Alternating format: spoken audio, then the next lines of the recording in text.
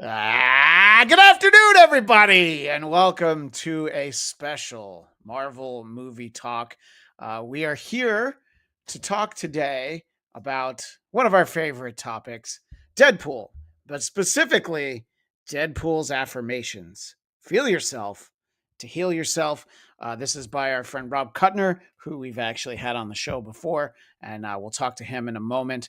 But if I'm going to do a show, I will not be able to do said show without my right hand man, my right said Fred, Eric Conner, who is apparently reading an earlier book, which is what we talked to Rob about in the past. He collaborated with the great Scott Lang on Look Out for the Little Guy. Is that the title of that? It is.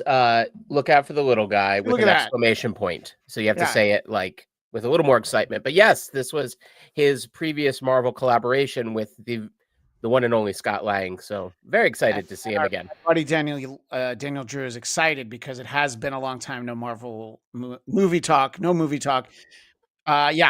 have another episode in 2 weeks, which I know we will because I already recorded it. I'll tell you about that at the end. And he's a little mixed up, the mouth with the Merc, but I think we all understand. And we all celebrate Deadpool, who will be talking about Deadpool's affirmations. And, we may go. What is that you're holding up for our visual audience? He's in for our radio listeners out there over on AM radio broadcast. This is one of my favorite unnecessary purchases ever at any Comic-Con. The taco truck Deadpool style, featuring many Deadpools. So and many tacos. And it's not. I'm sorry, it's not Taco Tuesday. It's Wednesday, but still, there's always room for Deadpool, Kid Pool in a taco packaging. I mean, this is as brilliant as Marvel will ever get until they hire Rob again. Yes. And Daniel does point out Wade is more mouth than Merc. Really? Absolutely. Speaking of Rob's, the great Deadpool was created by the wonderful Rob Liefeld, co-created with Fabian. Nicienza. I never knew how to say it. I was a kid when I used to read those comics. But we are less than a month away from the 35th anniversary of Deadpool. And what I love about this cover, that is the official first appearance of Deadpool, it is also letting you know that Domino appeared in that issue, who is a character that we know. But who could ever forget Gideon? Gideon. Gideon. Everybody talks about Gideon. Yeah. So true. He would yell "Giddy up" whenever he used his powers. No, that's Giddy Up. That's a different guy. Yeah, he used to fight the New Warriors.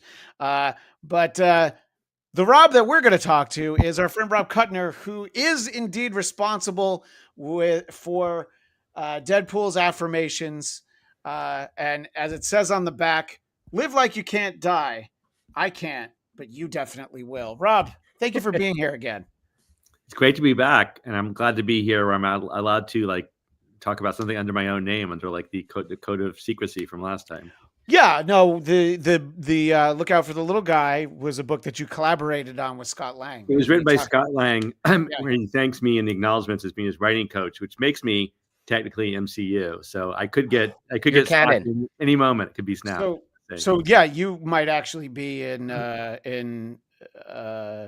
Doomsday. So, but you couldn't tell us. I mean, who's not going to be in Doomsday? I'm actually Doom. It's not going to be.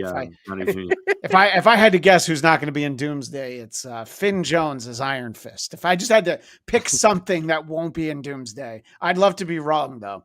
But we are talking about Deadpool, and obviously you were on Marvel's radar after working so well with Scott Lang. But this is an original composition. You did not collaborate with Wade Wilson on this, right? You did this one. Can you imagine what that would be like? No.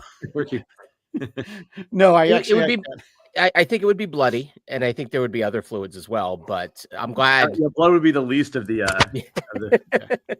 the most welcome of fluids. Yes. Yeah. So tell us how it comes about. Do you say, hey, I'd love to do a Deadpool book, or what? Tell us how it happens. Oh yes. One just definitely walks into Marvel and says, "Here's what I'd like to do. Yeah. Make that happen for me, gentlemen." That's what I try. Yeah. It's called manifesting. Yeah, every couple of years I try and tell them they need to reboot Power Pack, but they don't listen. They actually don't listen. I feel like Brendan Hay has been on the drum about that too. You know Brendan, right? Yeah. He's Eric does, but I actually don't. Yeah, I don't Power know. Pack. Well, he's an animation guy. Okay. And a comic book guy as well. Anyway, yeah. So I mean, it's not the most interesting of origin stories comparing to the realm we're in, but basically, like they like the job I did the job I helped Scott do with the other book. It satisfied both studio and comic book company and fans enough that the editor recommended me to a different part of the empire, of the publishing empire. That was with Disney Hyperion. This is with Random House Worlds. I don't know how it works, but they recommended me to them and brought me over to that. And they had the project in mind already. Like they already had like this idea for it. And I think they thought that, the sort of combination of geekiness and comedy I could bring to it would be a good fit for this character. Yeah, and I think that that's the fun idea of getting to basically play in the sandbox with Deadpool is that it's not a particularly serious character, and he does indeed destroy the Marvel universe multiple times. In fact, one of our LA Comic-Con panels, I believe we talked about 2 series where he destroyed the Marvel universe because he didn't do a good enough job the first time. And Eric, I know that you also purchased the book, I believe, digitally, because you've got some images that we can share with people to kind of give a little taste. We don't want to give it away. Oh God, no. That's not what we're here to do. But we certainly want to give the little Costco sample cups. It's like a taste. First taste is free, kids. The rest you got to pay for. Taste of Deadpool sounds like a really bad thing to be giving. Okay, that's true. That's the next book. Taste of Deadpool. It's like Taste of Chicago, but like more carcinogen somehow. I miss Taste Chicago. Every once in a while, you'd go and you might see Joe Mantegna and or George Wendt at Taste Chicago. But I did like that there were framed signed photos of Fat Tony from The Simpsons. Yeah. This is of course for people who very niche part who of never lived in broadcast. Burbank. Yes, Joe Mantegna did have a restaurant, actually, literally right down the street from where I live. Oh, right. Yeah, I think I knew that. Yeah, and I remember well that they sent a news crew to show him and George Wendt watching the 2005 World Series, the White Sox World Series. I was pretty sure they're both Cub fans, but they were on the local news anyway because that's called acting. It's called acting, gentlemen. Exactly. Well, you try to find a White Sox fan. How about the Pope? Never heard of him. And Obama, right? Okay, yeah, that's true. How hard could it be to book the Pope or Obama for a street fair? That and there's actually footage from that World Series in 2005 where the guy who would become the Pope 20 years later is cheering on his White Sox. Now that's a fact, Jack. Yes, that is conspiracy theory central right there. That's like Simpsons level forecasting. Yeah, I didn't think we would talk so much about Gideon, but our buddy Daniel Drew points out one of his first Marvel action figures was Gideon. I had no idea who he was. I never saw him anywhere until one wordless cameo. In an episode of the X-Men, the original series. His accessory was a metal suitcase, the handle of which was the handle of his katana, and the blade would unsheath from the suitcase. I'm pretty sure I saw a Bruce Willis movie that was like that, but Christian, if I may, real quick, please. Daniel Drew, longtime listener, long time. He's the definition of long time. Yeah. You love us long time. Oh yeah. Well, if it makes you feel better, Daniel, my parents got me before Return of the Jedi came out a figure they were in England, and they bought me a whole bunch of. I think they might have even been Revenge of the Jedi figures, and one of the ones they got me was General Nadine. Or Nadine. Oh, General Nadine. No. Yeah, who has a line just so we can introduce someone else. So he was basically the stuttering John of the Tonight Show of Return of the Jedi. I thought he was going to have this huge role. I was all excited, like, it's General Nadine. And then he did nothing but introduce someone else. he was basically in that movie to make Mon Mothma look like she had a lot to do. And you know, look, this show might be called Marvel Movie Talk, but if you put Eric and I, together and he starts referencing obscure characters, well, it's going to feel right at home for you, Rob. I feel like, and we have boundaries. Right? Yeah. And I just want to share with, of course, because I didn't have this loaded. I had to actually find this. Marked down at Kmart to 99 cents whenever they got this. And by the way, I did send away for the free Anakin Skywalker figure. Oh, wow. Yeah. Wow. The Sebastian Shaw is that actor's name. But don't look for him in versions of Return of the Jedi anymore because he's been replaced. Although, no, he's still under the helmet. He's just not there at the end. He's been replaced by...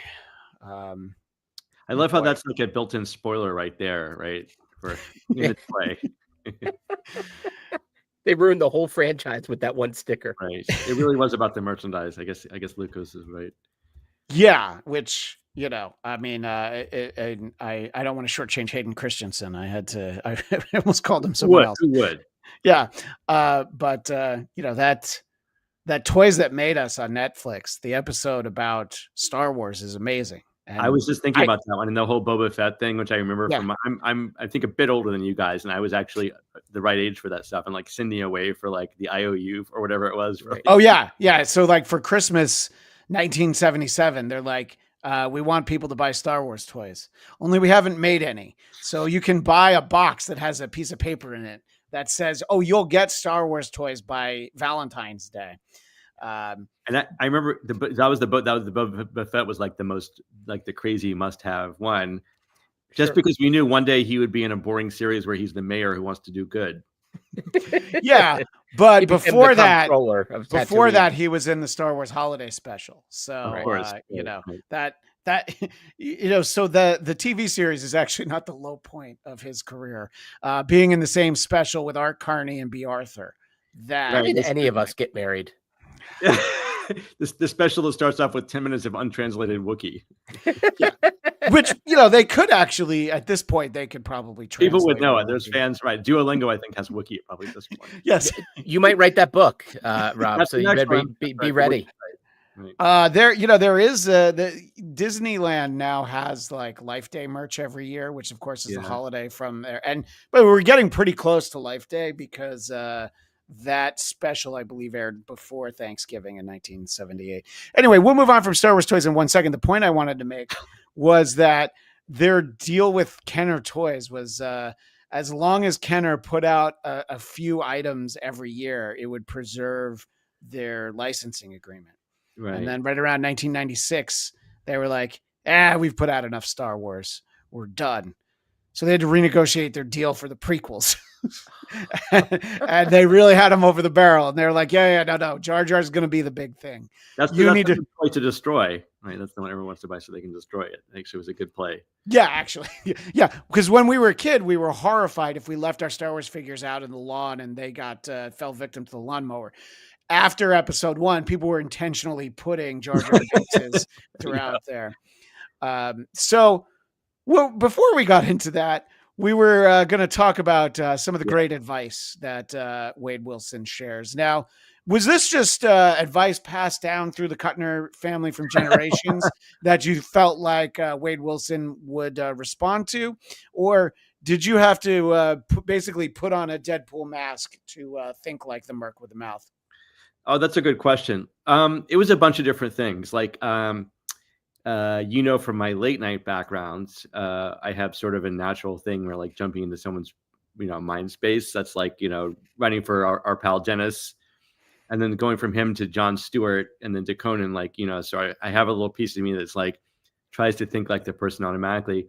And also like, I think in this case, it was a combination of, I honestly like, first if I start off with just finding some real advice from like, I think I like binged a lot of Deepak Chopra, that sort of stuff. Oh, sure. I found a lot of those because there are all these snappy one-liners already. So it's like, take a one-liner and then add something else to it. Like, don't let anyone put you in a box is almost like real life advice you'd see on one of those successory posters or something like that. Right.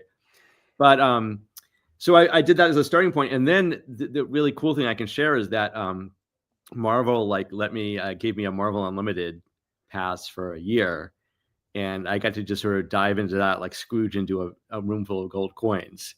And so I was just going through there, like gathering images, and honestly, like at the end of the day, the images really were what inspired me the most, just because like the art is just nuts. Like uniformly, any of the Deadpool iterations, the art is always crazy, right?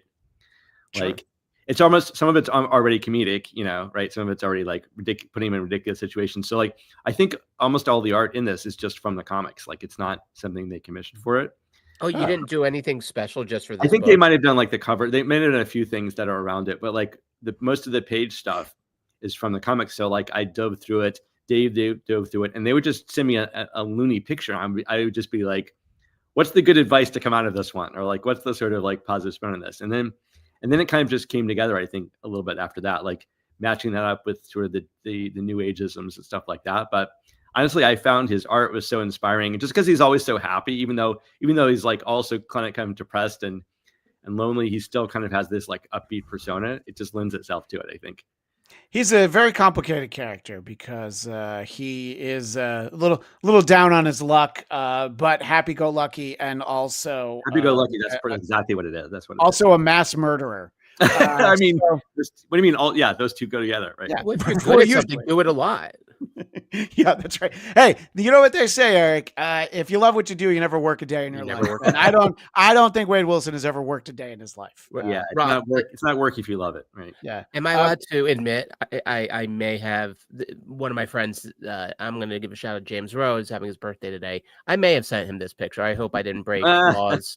I hope I'm not wanted by Disney police or Marvel's TVA or anything. You're promoting the book, so that should count. Yeah. For something, right? And for our audio audience, and Eric, because you're the one who shared it, why don't I let you use your lovely speaking voice to read this? I got to admit, as much as my Delaware twang is beloved by all Geekscape, Rob, this is your words. I don't want to take away your voice, sir. If you want to read these, I'm happy to read it for you, but I'll give it a shot. Please. And so this one again, like, so I think we should, this is just definitely came out of like seeing this. This was just a regular image in a Deadpool, and it's him kind of leaning back in this kind of a saucy fashion, holding a birthday cake with his shoulders bedecked with grenades, the two katanas in place, and he's beckoning like a waiter, and he's holding up a fancy looking birthday cake with strawberries on top. That was just from the comics. And so I saw that, and so it was make every day feel like your birthday. Take a bath, grow back a body part. Even that one, what the heck? It's your day. And the even that one is the very Deadpool part of that. I think that's my favorite part of it. Yeah. I think I know which body part you're talking about, Rob. His spleen. Yeah, the spleen. Or every once in a while, it's the pinky finger. And I mean, he's such a fun character. And, again, we were talking about him first being introduced 35 years ago. And I don't think Marvel realized, the asset that had just been given to them, because he was a lot more serious at first, I think. But then they realized it's like, yeah, but what if this guy was super, super funny? And the Marvel Unlimited is not a sponsor, but I'll tell you they should be, because of how often we send people from this show or another show we do called the Geekscape Book Club. And I got a deal down at San Diego Comic-Con this year. I got a deeply discounted 1-year subscription, all because I wanted a Herbie the Robot pin from Fantastic Four. So but you didn't get a Deadpool taco, kid, did you? All right, why are you trying to make me feel bad? All right, flexing. No, I didn't. Do you remember any of the things that caught your eye as you go? There's no shortage of Deadpool content on Marvel Unlimited. Yeah, it's almost like it's like an embarrassment of riches, really, because it's like there's so much. He cross cuts, so to speak, with so many different like other franchises and stuff like that. It was enough for me just to go with the titles that were just almost strictly Deadpool ones. Was like there's so much of that already. I only made it through one Kill the Universe. I was like, okay, I get it. He kills the universe. I mean, okay, if you want to spoil it, Rob. Oh, sorry. No, but and what I did was I actually went out on the advice of my editor. The editor brought me in, which is John Morgan. he said like you should look at some of the fan curated lists, like some of the best ofs. Oh, sure. Which was a really good advice because it sort of helped me like find my way through it. I mean, it is a great site to add to the advertising mojo here that it lets you search. It has a lot of like different ways you can search for things by characters and by creators and by arcs and stuff like that. So that was really cool too. So I basically went through like the main runs, like the Joe Kelly run, of course, which basically I think sort of broke through the fourth wall really for him and got his voice going. And then I love there was a small Gail Simone run, which I like too, but also I liked, of course, the Brian Posehn, Jerry Dugan run, which that's kind of how I sort of came into contact with him before the movies when that came out, like I want to say like 20 teens, something like that. When that came out, like they kind of rebooted him with a vengeance, and I was really into that at the time, and I got to go back and read all that again, and that was just really playful. I think how they like did some like retro looking, adventures with him and stuff in the 70s, and they had a lot of fun with the character even beyond what he does normally. Like they sort of took him throughout all of kind of comics history, which was really fun. So I took a deep dive into that stuff, and then I kind of just dipped into like wherever he made other interesting appearances. Like there's this, this Weapon X-Men team up he did with like Cable and Wolverine and some other people where they're all like, you were talking about like he's impossible to collaborate with, right? So he's like, they put him in a team with other people. That's just not a good idea. Yeah, right. Exactly. I mean, it's easy enough to imagine it being difficult to be a teammate of Wolverine, but then you put them both on the team and you're a third person. That makes it difficult. You were talking about the Joe Kelly run. What I liked about that was the way that he approached it was he was like each year, so each 12 issues, he felt like, issue 13, issue 27, whatever, it was like a new season of a show. So he'd try to shake it up, which is not really what comic books are known for, is shaking things up drastically. In 2 weeks, I'll be talking to Chris Claremont, who wrote the Uncanny X-Men for 17 years. And boy, did he shake things up. He's like, yeah, what if they moved to the Australian outback and everyone thought they were dead? And this Aborigine guy opens a gateway, that's his name, and then they can go shopping in Reseda and meet Jubilee, and you're just like, all this was in your head, huh? And he's still at it, and that's why we'll be talking to him in a couple of weeks about his new Wolverine Kitty Pryde series. So yeah, but for the most part, it's like if you were to take just a random, let's use Spider-Man as an example. Take a Spider-Man book from the 60s, 70s, 80s, each decade. You're probably like, all right, it's fairly consistent. He might be married in one of those, but apart from that, it's pretty much the same guy. Almost to the point where like that's the multiverse. They had to come up with different Spider-Mans to do different stories to kind of keep the main one sort of more or less continuous. Right. Yeah. And I think the one that we're personally, I'm going to say I'm most excited for is Spider-Man Noir, who there is a Nicolas Cage series for. Gosh, I don't know what outlet that's for, but wherever it is, I'll be watching it because it's Sony. They're the one studio that doesn't have their own streaming app. So, but Deadpool, I think, the nature of him becoming this guy who breaks fourth walls and, appealing to a variety of creators. You mentioned Brian Posehn earlier, and most people know Brian Posehn as just like, oh, he's that really funny guy who loves heavy metal. But if you hear him talk, he also loves comic books and like, he's a savant, sure. In a way that I'm like, I think I got to stop talking to this guy. He knows way more than I do, honestly, about both. And I created and produce a podcast about heavy metal, and he runs rings around me. And why does Daniel Drew hang out with us when he has to answer all my dumb questions? Probably for Amazon Prime. That's the one that makes sense. He's our Siri. If only there was Sony Plus, that's what I would have assumed it was. Madam Web 24/7. That's all it would be on that. We should be so lucky. That's all we need. Do you want to tell Rob about the magical Valentine's Day you and I spent 2 Valentine's Days ago? Listen, we both have, human wives. Again, to many people's surprise, it is shocking. Yeah. We on Valentine's Day, Christian and I did take in a matinee to Madam Web because we wanted to be alone, and we were. There was maybe 3 other people in that theater. And yet the 5 of us, the disappointment could have filled the entire space. It was a lovely day. Did I see you guys at Morbius? Well, I did see Morbius. I did too. Yeah. And I'm ready. I've pre-ordered tickets for Morbius 2. It's Morbin time. I don't know when we're getting that. The rare film that flopped twice. That it takes a special breed of creature to do that. So MGM Plus? Daniel's MGM Plus is a thing. It used to be something else. It used to be Epics with an X, I think. And Rob and I, our old boss, had a special on Epics. So now I don't know where it is. I think I think you just buy it. But it's also on Prime. It's confusing. There it is. That's what really comes down to. But what I love about the comic book Deadpool is that it's easy for him to visit. Like you're talking about some of the crossovers. Personally, my favorite interaction that he has with anyone is Spider-Man, because he makes Spider-Man super uncomfortable, incredibly uncomfortable, because we're trying to sell a book. I won't go into some of the specifics, but let's just say he's not particularly appropriate. Look, Peter's he's not 15 anymore. Deadpool can say what he wants around him, but I don't know. I find that to be fun. You know? Well, it's like he's the wisecracking guy, but he's like PG wisecracking, and then suddenly like Hard X shows up, and he's like, "What's going on here?"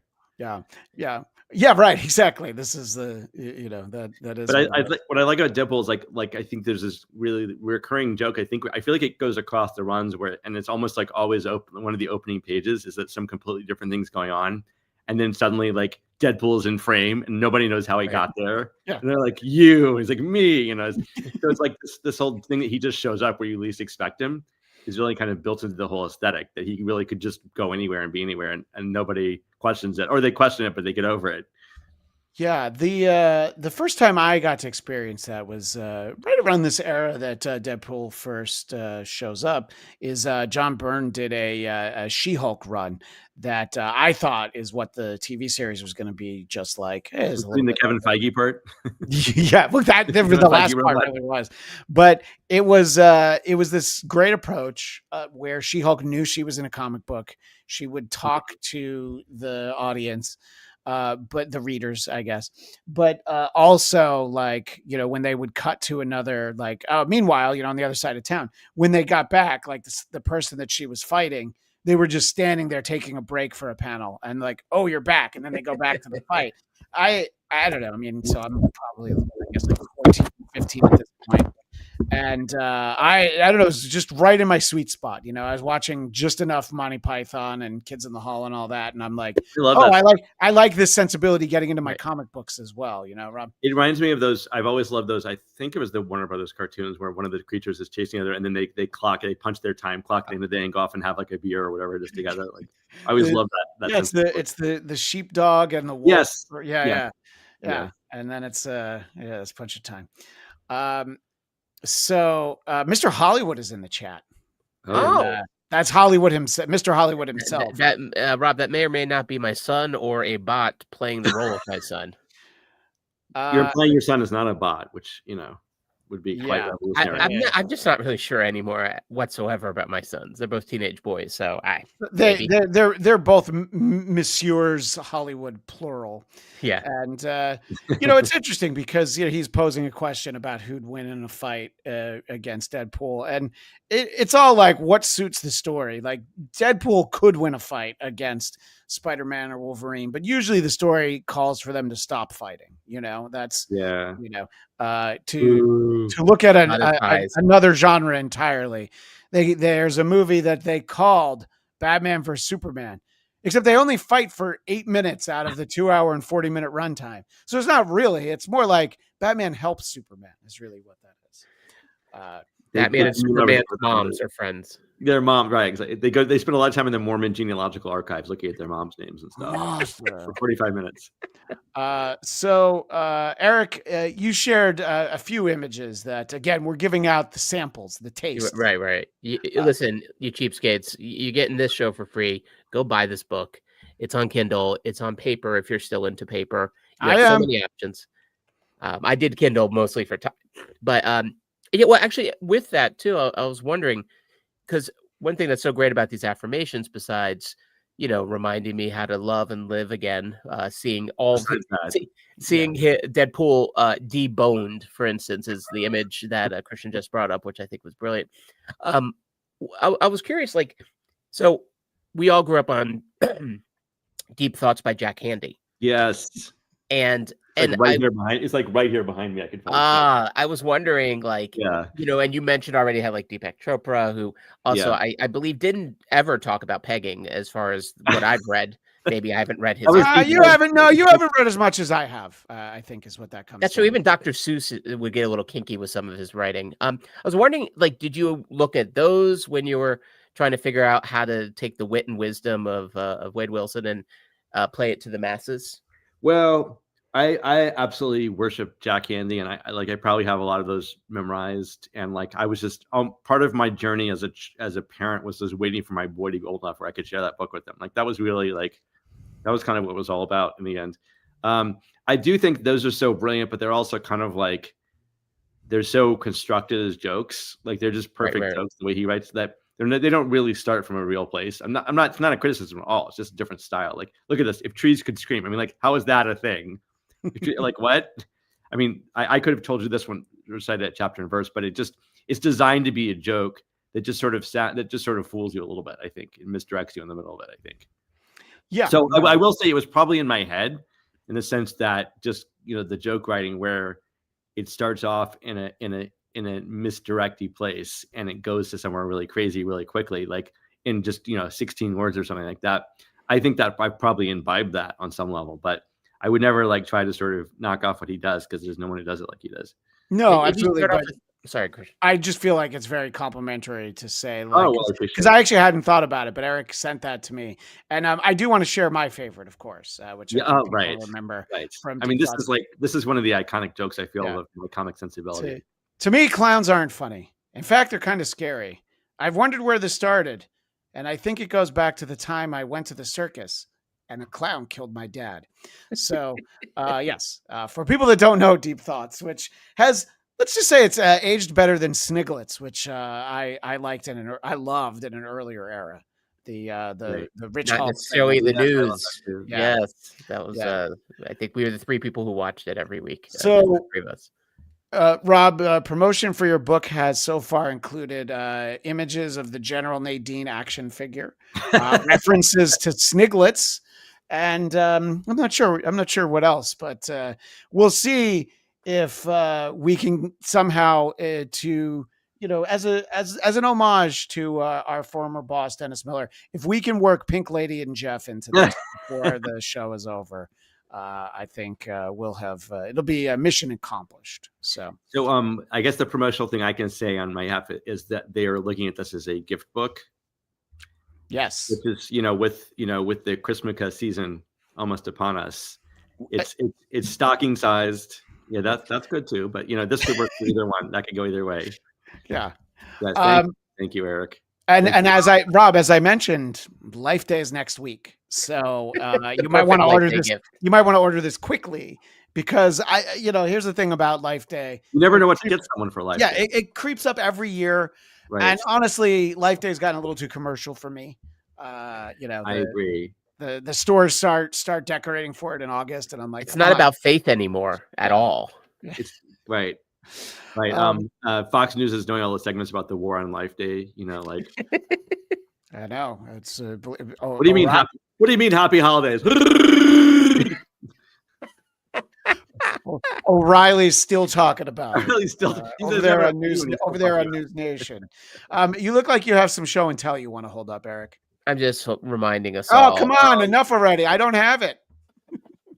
I will lend you one of my tacos. Here's an idea. You could also go on Amazon and also bundle it together with a Gideon action figure. You got to do that, though, right? The Gideon should actually be part of a Samsonite suitcase, I think, where you can actually pull a katana out, because now there's no TSA, so you might as well just walk through an airport with a sword inside your.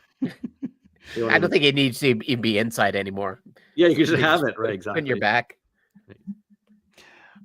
I had a picture that I was looking for, and I think I've now found it. And it's interesting because Earlier, I was no, it should be. Earlier, I was showing off the first appearance of Deadpool, but it is actually an image that you have from this book, is him holding his first appearance. But I don't know if there's a caption there.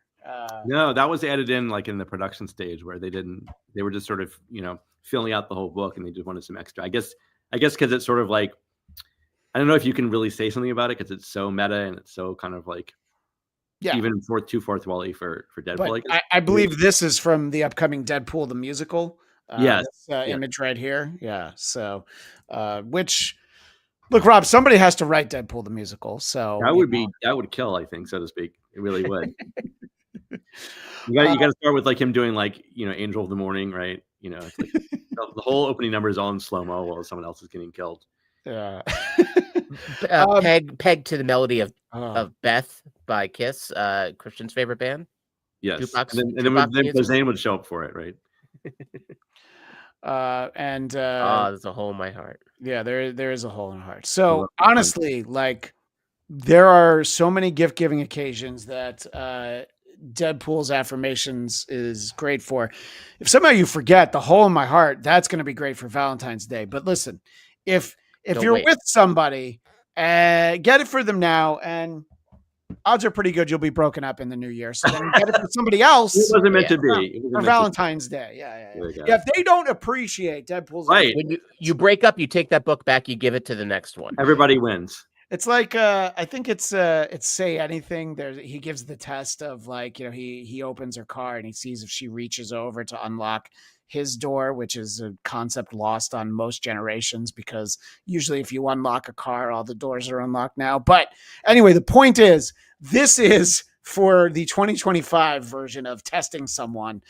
If they don't appreciate that, okay, yeah, you want to get all 3 books, sure, but make sure you buy this one first, right, Rob? That was my Say Anything response, by the way. Oh, yeah, yes. I'm sorry. That's on me for not going full screen with that. No, it still doesn't work, really. Yeah. Interestingly, I was just reading, and see, here's the other thing that we didn't think we were going to talk about. When they filmed that scene, they didn't know what song he was going to be playing. Oh, really? They tried out a bunch of songs, including one by Fishbone, which that would have been a really different movie. line. I thought you were going to say they did Yakety Sax from Benny Hill. That would have been great. Eric, can you make that for us? No, that's going to happen by nightfall. Yeah, it'll be on the text thread. That'll be our thank you to Rob for joining us here. I can't wait. So Deadpool's Affirmations is the point, available really everywhere. And I do like that. Let me see if I can make sure I get this in the right spot. I would have. So seriously though, buy this book. I have a chimichanga habit to feed. And then he even goes this far as to say, you deserve this. You deserve this. This is what was really fun about it also, was that like they just like freed up the feel for like put like little funny copy anywhere. Like that thing you just showed about the hole in your heart. We had a whole caption on the page, and then they said write annotations in it, just like scrawl things in there, and then you say up an annotation that says more room for love where his heart-shaped hole is. Like they to their credit, like they really encourage like just have as much fun as he would have writing his own book. Rob, if I may quote you, one of the ones that made me laugh out loud was when there's that give positive affirmations to other people, and he's holding up a sign like, you have a wart on your blank, and it's like black, it's redacted, and then a little sign saying this says ass. Yes. Now, did you add that, or was that from the original? No, that was all that stuff was added. Like, in fact, there was a few cases where we took out like the speech bubbles and that stuff like that. But no, everything, all the copying here is all from me, and the editorial team added a few good gags in as well. Yeah, and I like that you're very positive towards Spider-Man and his love of Spider-Man. I think that's the sort of the warm friendship at the center of this story. Is this a late night show too? Because I want to see this late night show, whatever this is. Oh my gosh, yeah, that's with a monocle. Actually, that thick 2-chair setup is very Dennis Miller live. It is. It's like I can imagine Norm Macdonald on the left talking about, well, you know what he liked to talk about to celebrate the millennium. Right. But hey, Spides, what you got cooking? So, Rob, we appreciate you visiting with us, and this is the book we want people to get.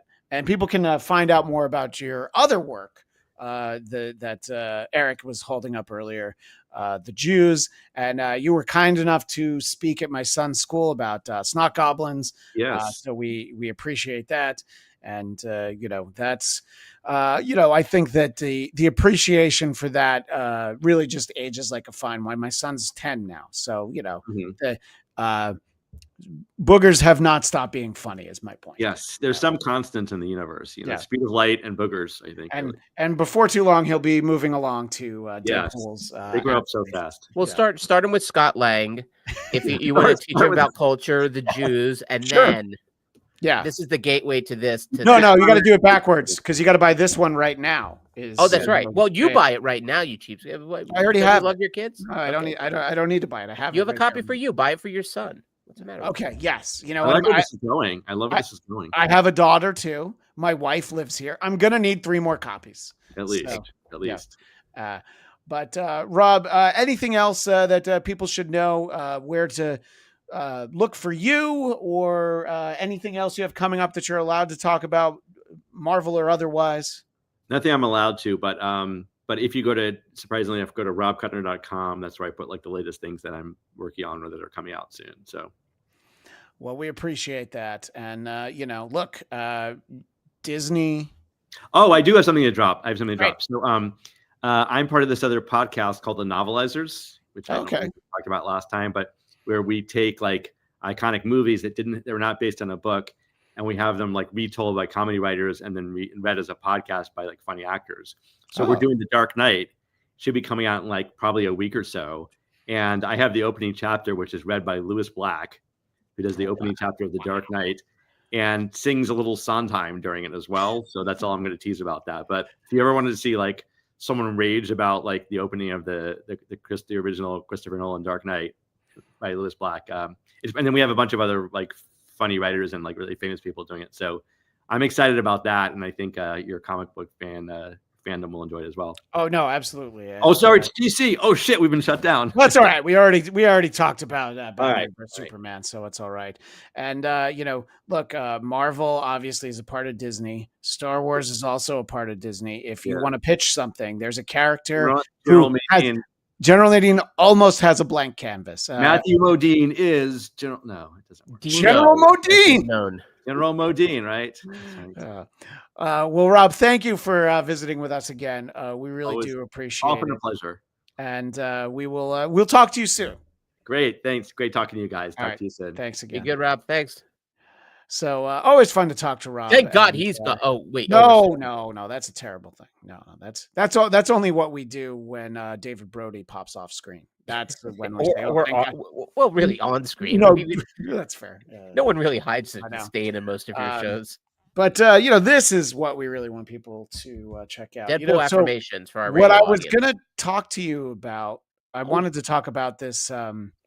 This New York Comic-Con trailer for Daredevil Born Again Season 2. Except what I realized is that all the video of it is like leaked video. So I'm like, right. But we all know Jessica Jones is in that season. So we get to actually see it, and there's stuff like that. We do have a release date for the Wonder Man TV series, which will be, I think, January 28th. It's right around there. And this is what we really need. Kame Egan, yes. Finally. This is no longer a podcast about the great Seth Rogen film. I have this for you. Yes. Child-flavored taco. Daniel enjoyed that segment. So, Daniel, I hope you and Kame Egan each run out to pick up Deadpool Affirmations. Feel yourself to heal yourself. So really, that's kind of what I was hoping to round out the show with, was talking about Daredevil Born Again Season 2 and take a look at the trailer and react to it. And then I realized, I'm like, ooh, there's no real trailer, right? Daniel, you would know if there was an official one. It would be the end of Geekscape, basically, you're saying. So yeah, let's not do that. We already got them in trouble once with something, so I don't ever want to hear about it. This is we, white man. It was you. You're right. It wasn't me. Yeah. I did send it to you. You hit play. Yeah, that's true. Although, actually, I think I found one that it's not like, see, the problem is what I never want to play on these shows is like somebody films the screen of they were shown something at a con. And like we had that, like actually Brody sent it to us. We had that for, what do we have that for? We had that for Thunderbolts. And they had like cut out the audio of the song. I don't know, it's the Killers or one of those early 2000s bands. And so it was just like, it was this really weird thing. I'm like, well, we can't look at it, but we'll talk about it. Right. But I don't know. I think that I am seeing something that's a legitimate version of this. Okay. Now, it's not on the Marvel YouTube page, which, Eric, I might be a little nervous about the fact that it's not on the Marvel YouTube page. You know what I'm saying? I understand. It's a YouTube.ru. What? That sounds legit. Doesn't that sound legit to everybody in the chat?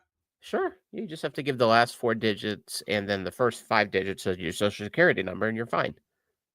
Yeah. Well, that sounds all right. Totally legit. Yeah. So I think, Are we seeing inner turmoil right now, whether or not to hit play? Well, here's the thing. Here's what I know I'm going to show.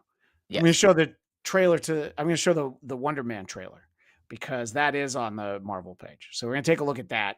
But as usual, I am very, very, these things make me very nervous. So I'm not going to play the audio. So we're just going to kind of look at it. Understood. And we'll talk about, I enjoyed the character of Wonder Man. He was one of the great West Coast Avengers, and so we're the real Avengers? Yeah, right. Well, I mean, the best Coast Avengers is what we should. Welcome to Hollywood, everyone. We're here on the back lot. Right, and he's of course an actor, Simon Williams, and not quite sure what some of this is, but we're getting to see like lunch boxes and that sort of a thing. And he is shown in the Christmas tree costume, which gets talked about periodically, which is a red and green costume where he had a yellow jetpack. It's a pretty bad one. So. Well, I'm glad that Ben Kingsley, a throwaway joke from Shane Black has now become canon on top of canon. Yeah. That character has shown up now in multiple properties. Yeah, he was in Shang-Chi. Yeah. And he's going a dog with only a butt, which I thought was goofy, yet made me laugh every time like an idiot. So yes. Well, what do you do that's not like an idiot? You can answer. I'll wait. Sleep. By the way, Stutter John is on right now. I'm afraid to tell people because then we might lose our viewer. No. I don't think Daniel Drew and Cami Egan are going to go over there. I am excited, by the way, the actor playing Wonder Man. He was he played Dr. Manhattan in the Watchmen reboot, and he was fantastic in that. I think he won an Emmy for it. Oh, I see. In the reboot. Yeah. Do you know how to say his name? Yahya Abdul Mateen II. That sounds right. Okay. If I say it, it will sound a little more like Hebrew. So, Mr. Mateen II, who is very strong actor. He also was in the reboot of Candyman. Really interesting performer. Yeah. And a good choice because I don't know if I've seen him in any comedies. So I think it's fun to have a guy here who's much more known as kind of like a straight man in something with a bit of more comedic bent. Daniel's asking an interesting question. In the series, the movie or show being a revival in the world, as in the MCU. Yeah, so it's an 8-episode series streaming January, I think it said 27th there.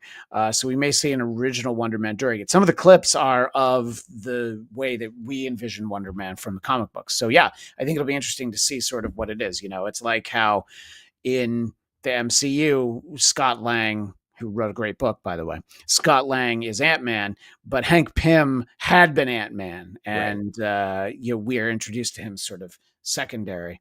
And here's someone we haven't seen in such a long time. Craig Robinson, where across the pond. An OG. Yeah, it's it's past supper time out there in the UK, but I hope you're well as well. Glad to see each and every one of you. So yeah, I don't know. I really got nervous about showing that trailer. You could see me. You could see the flop sweat on top of my flop sweat, right? Yeah, it was a double decker. Yeah, but at least it wasn't an upper decker. Huh? Hey. So listen, it's a real trailer that is on YouTube. It's not a one of these like which I can't say I've never watched a movie that was filmed on a camcorder in the back of a theater somewhere. I just it's my buddy. I remember when Jurassic Park, quote unquote, went on VHS, meaning it wasn't out on video yet, but some guy did just that. They filmed it crooked. The Universal logo came at a 45-degree angle, and at one point you hear "Last call for popcorn" in the middle. For some reason, I guess my buddy filmed it in 1961. Well, I was just gonna say, yeah, I was. He was watching a press screening where everyone has one of those hats that says "Scoop" tucked into it. So we're gonna roll the dice here and take a look at something that is widely available on YouTube already, and just sort of we're dealing with the aftermath of season 1 and Vanessa and. Of course, Matt Murdock is missing, according to this, and New York is Born Again by Mayor Fisk. And like, wait a minute, that's the name of the show, isn't it? I assume Blinding Light by Weekend is playing. By the Weekend is playing. I'm not sure. I would just assume it would be Man from Man's Blinded by the Light. And there's Jessica Jones. This is the whole reason why it's like we know that we were there. And here, buddy Hughes, there right now. I had to triple check the spelling of that surname. I'm not quite sure what that was, but I'm sure it's wildly inappropriate. But always great to hear from the great Adam. Yeah, that's a thread. There's Frank Castle, the Punisher. These are a lot of things that we know happening in season 2. There's a nice headbutt. Yeah, we see Miss Jones again.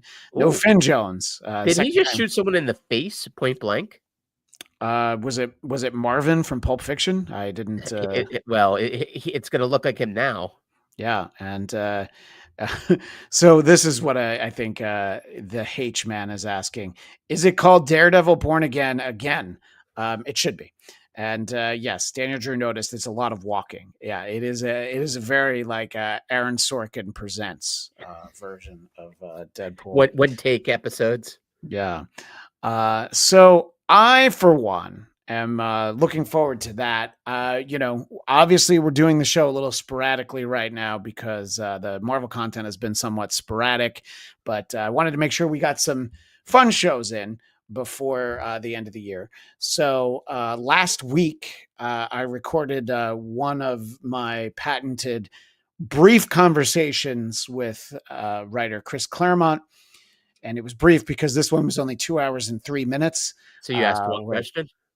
No, we talked a lot about a new series, a recent series that he did. It only finished up a couple months ago, but it is about 2 of my favorite characters, and you know who one of them is. Of course, it is a sequel to the Kitty Pryde and Wolverine miniseries from 1984/1985. So 40 years ago, we had this tremendous series, and he did a new series, like a follow-up that takes place immediately afterwards, called Wolverine and Kitty Pryde. And I talked to him about that, and it was great to kind of revisit that era when I still loved comics more than I loved anything else. Now, when did this new one come out? So it wrapped up like 2 months ago. So it was a 5-issue series. So it just wrapped up. And I'm going to post that episode on November 26th, thinking that people might be doing some traveling for Thanksgiving. Husey, you don't know what we're talking about, but here in the U.S., we have a lot to be thankful for. And I think travel that week is going to take longer than usual.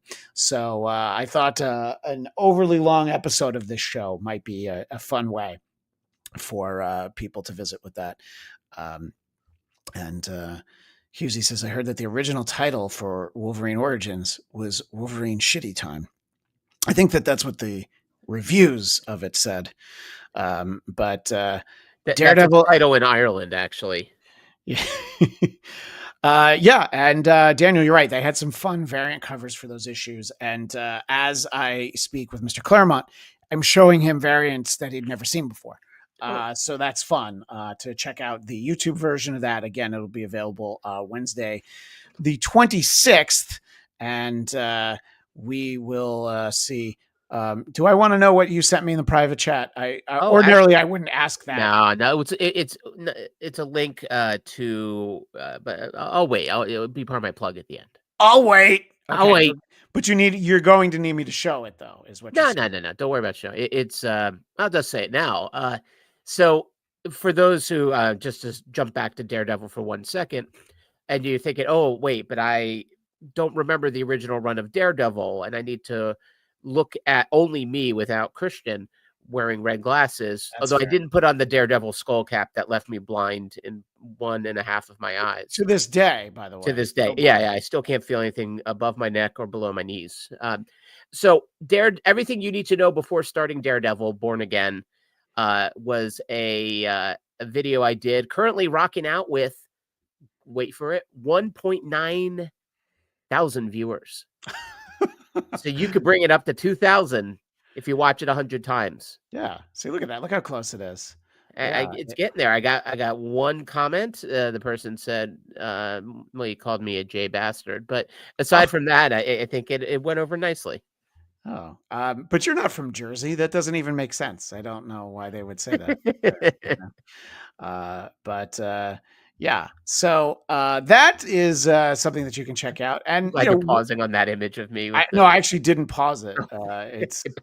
It might be glitching a little bit. Your computer was so nervous it just stopped it. Yeah, I was like, wait a minute, do we need any of this right here? I don't know.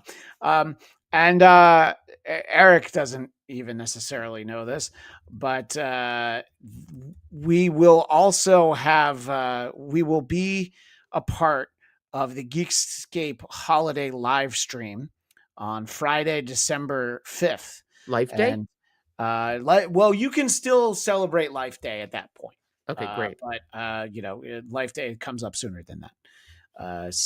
And I believe that our slot is 2 p.m. Eastern, 11 a.m. Pacific on December 5th.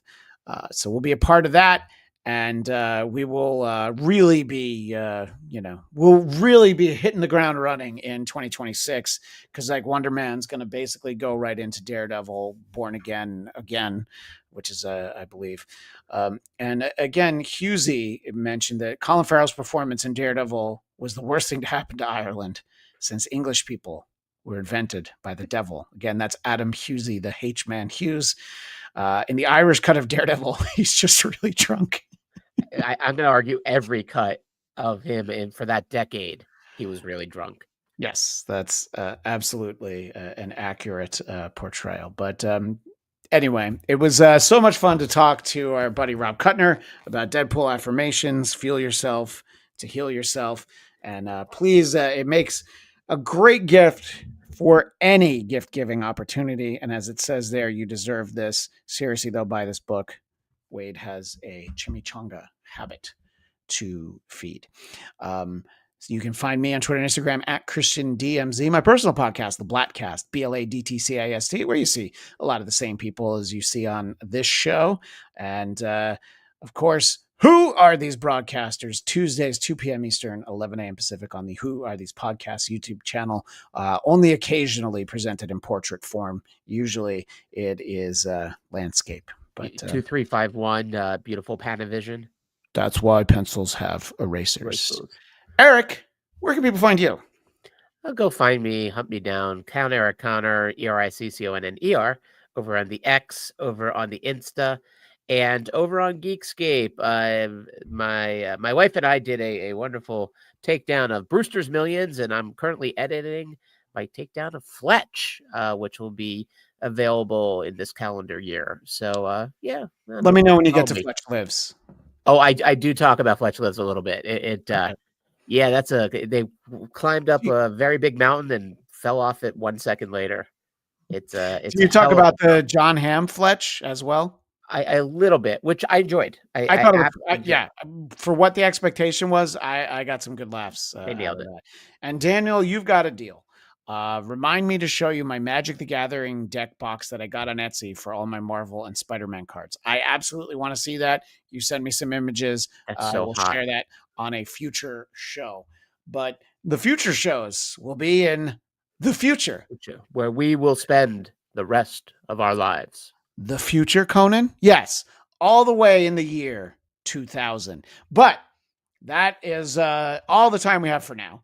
Please join us on Wednesday, November 26th for a double-decker, a supersized episode where I'll talk to Chris Claremont about a variety of things, but specifically the jumping off point is the Wolverine and Kitty Pryde series, which you all have 2 weeks to read.